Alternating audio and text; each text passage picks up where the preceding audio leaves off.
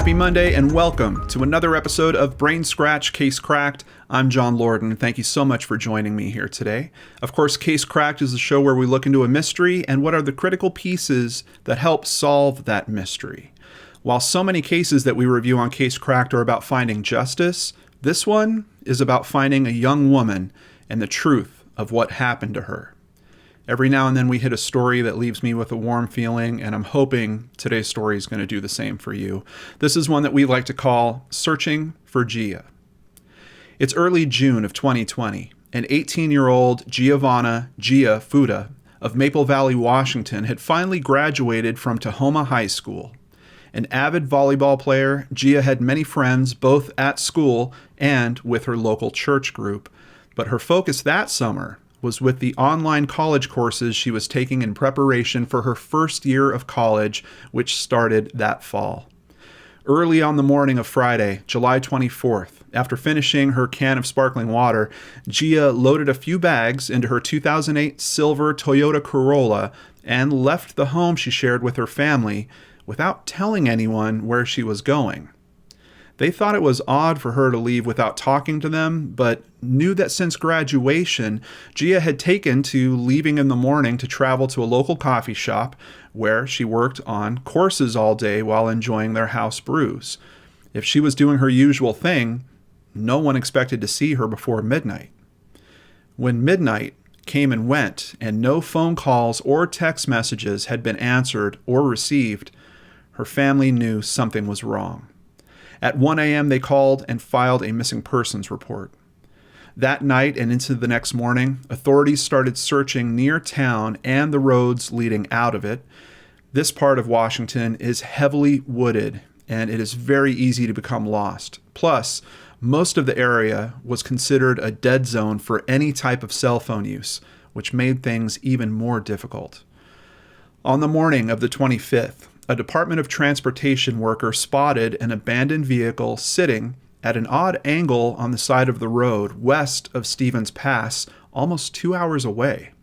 When Washington State Patrol arrived and ran the license plate of the car, it came back to Gia. Officers were able to confirm that the last time her cell phone gave a signal was in that area as well.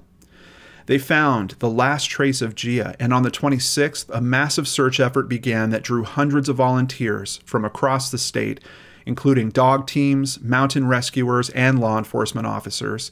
Gia's family made signs, handed out flyers at coffee shops, and walked hiking trails trying to find her. While they searched, investigators took her computer and iPad and examined them for clues. None of those avenues of investigation yielded any results. As some searchers continued to look around her hometown, other searches were concentrated in the thick of the forest around Stevens Pass.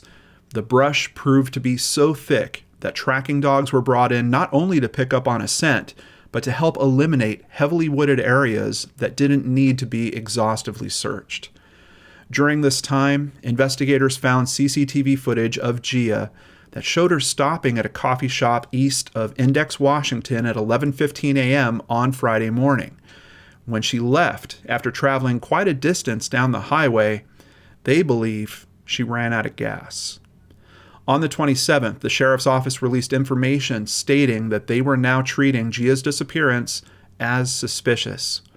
They stated that she could be in eastern Washington, but it was unknown if she was picked up by anyone. They were now worried that Gia might have been picked up by the wrong person. Investigators informed the public that Gia loves frequenting coffee shops, hiking, and visiting the Bellevue Park. They also stated that she may be traveling to California. Crime Stoppers of Puget Sound put up a cash reward of $1,000 for any information on her whereabouts. Investigators' next step was to appeal to any drivers with dash cams. They asked that anyone who drove over Stevens Pass on the 24th or the 25th to please check their footage for any sightings or clues to her whereabouts. As investigators and the public around them worked frantically, Kristen and Bob Fuda, Gia's parents, seemed to be stuck in a state of deja vu. The Fuda family was unfortunately no stranger to tragedy. In April of 2004, Gia's 18-year-old sister, Callie, was tragically killed after she was hit by an Amtrak train in Seattle. While the young girl attempted to cross the railway, she was struck by a passenger train traveling at 35 miles per hour. Gia was only 2 years old at the time. As her mother searched day after day for Gia, all she could think about was the care Callie took with her little sister while she fixed the young girl's hair. Every time those happy memories ran through her mind, she became more and more determined to not lose another daughter. Through tears, she told reporters, "It's a nightmare. It's really hard to deal with. You want to be positive, but it's so hard. We need everyone to just help us find her." For 7 days, family, friends, and volunteers searched the countryside tirelessly for Gia. On the 7th day, they finally got their first clues when Gia's notebook, jacket, shoes, socks, backpack, Bible, and cell phone were found strewn along Scenic Creek. 2 days later, Kristen and Bob were approached by a solemn detective. Fearfully, they clutched at each other as they waited for him to speak. "Hug your wife," he said to Bob. "Your daughter has been found safe."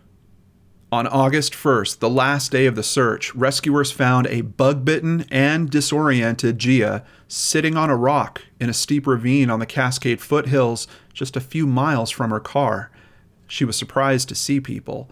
When her father made it to the site, he ran to her side asking frantically, "What were you thinking?" Gia didn't really answer his question, but told him she was just fine. When the officer behind her shook his head no, Bob became emotional. Gia thought she had been lost for just 3 days in the Washington wilderness, when in fact she had been gone for 9. While she was in stable condition, search and rescue transported her to a nearby Monroe hospital for further evaluation and treatment.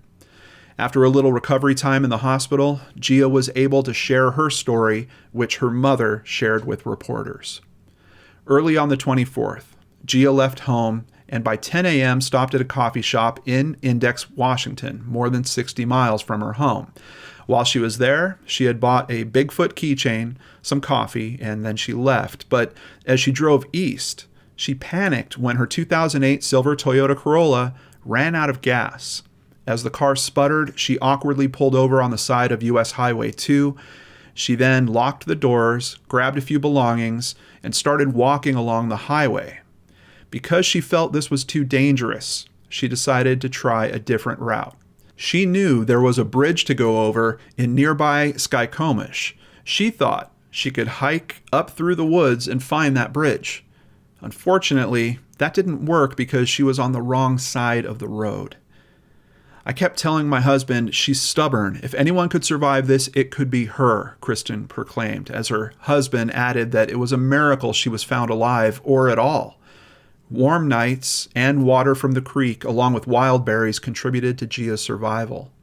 Because she stayed in roughly the same area as her car, it also made it much easier for searchers to find her. During her 9 days lost in the woods, while Gia looked for help and tried to survive, to help her stay calm, she prayed.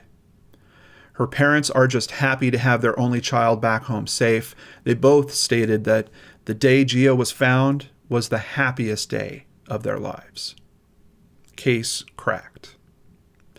We would like to thank Heavy.com, Crime Online, Q13Fox.com, the New York Times, and People.com. Of course, the biggest thank you goes to Christy Arnhart for researching and writing up today's episode. And I do like these episodes where we get a little bit of a happy ending there.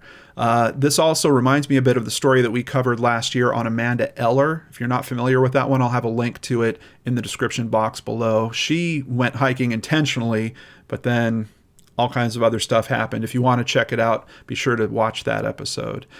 I do think that Gia's story is just a good reminder to talk about safety and to always keep in mind that your safety is what's most important if you're in an odd situation like that, and certainly more important than any embarrassment or discomfort.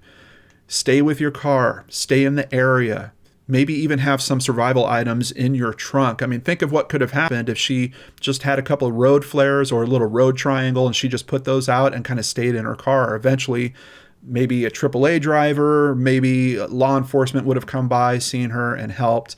And look at what eventually happened. Someone did call in the vehicle being stuck on the side of the road. So it could have just been a matter of her waiting there for maybe a few hours until help could arrive. This story really could have had a much different outcome, but we're happy that she's safe and at home, and we're very thankful to all the people that helped make that a reality for her and her family. Also worth noting, Gia likes to experiment a little with YouTube, so if you want to check that out, I'll put a link to her YouTube channel in the description box below. Thank you to PayPal supporters Jennifer Dixon, Angela Welch-Sola, and new supporter Sandy Reed. If you'd like to support the channel, please visit lordandarts.com. There you can sign up for PayPal, sign up for Patreon, or buy merchandise. All of it keeps me here with limited commercials. Together, we'll continue learning about justice and how to keep ourselves and our families safe. I'll see you again on Wednesday with a brand new episode of Searchlight right here on the Lord and Arts channel.